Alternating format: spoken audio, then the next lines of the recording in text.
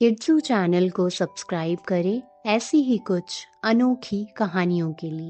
क्या आपने कभी सुना है एक ऐसी चिड़िया बहू के बारे में तो बिना रसमलाई खाए एक दिन भी नहीं रह सकती। लेकिन एक दिन उसके साथ कुछ ऐसा हुआ कि उसने रसमलाई खाना छोड़ दी।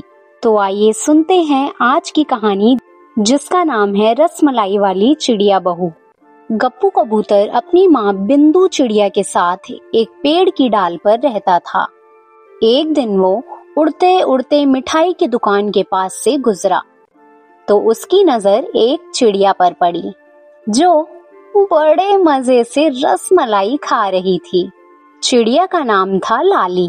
गप्पू ने मुस्कुराते हुए पूछा, अरे लाली, लगता है रसमलाई तुम्हें बहुत पसंद है। रसमलाई तो मेरी कमजोरी है, मैं तो रोज रसमलाई खा सकती हूँ।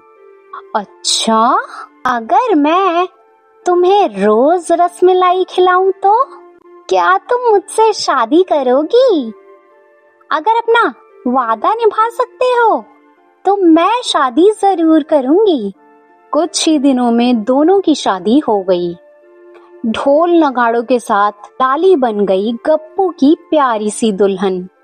शादी के बाद एक दिन लाली बोली, सुनिए जी, आज तो रसमलाई का बहुत मन हो रहा है, चलिए ना मिठाई की दुकान पर। गप्पू बोला, तुम माँ के साथ घर संभालो, मैं जाकर अभी रसमलाई ले आता हूँ। शाम को गप्पू मिठाई लेकर आया, लेकिन जैसे ही घर पहुंचा उसकी माँ नाराज हो गई।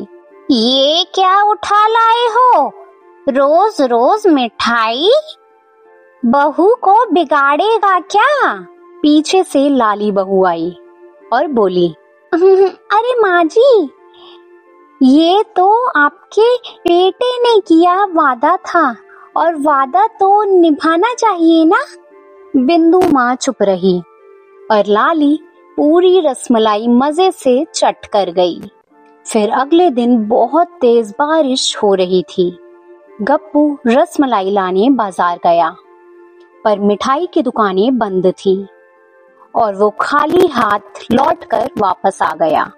ये सुनते ही लाली चिढ़ गई। जरूर माँ जी ने ही मना किया होगा, तुम मेरी आदत छुड़वाना चाहते हो। मैं तो खुद बाजार चली जाऊंगी, समझे? गप्पू ने लाली को बहुत समझाया, पर लाली ने गप्पू की एक ना सुनी और फुर्र से उड़कर बाहर चली गई। कुछ देर बीतने के बाद लाली उड़ती हुई वापस आई और वो बहुत तेज रो रही थी और चिल्ला रही थी, हाय हाय, रसमलाई ने तो पेट में बम रख दिया, बहुत दर्द हो रहा है। गप्पू बोला, मैंने मना किया था ना कि अभी मत जाओ। और तभी गुस्से में बिंदु माँ भी बोल पड़ी, अब समझ में आया, अब कभी भी रसमलाई मत खाना। लाली ने रोते हुए कहा, माँ जी, माफ कर दो, अब कभी जिद नहीं करूंगी।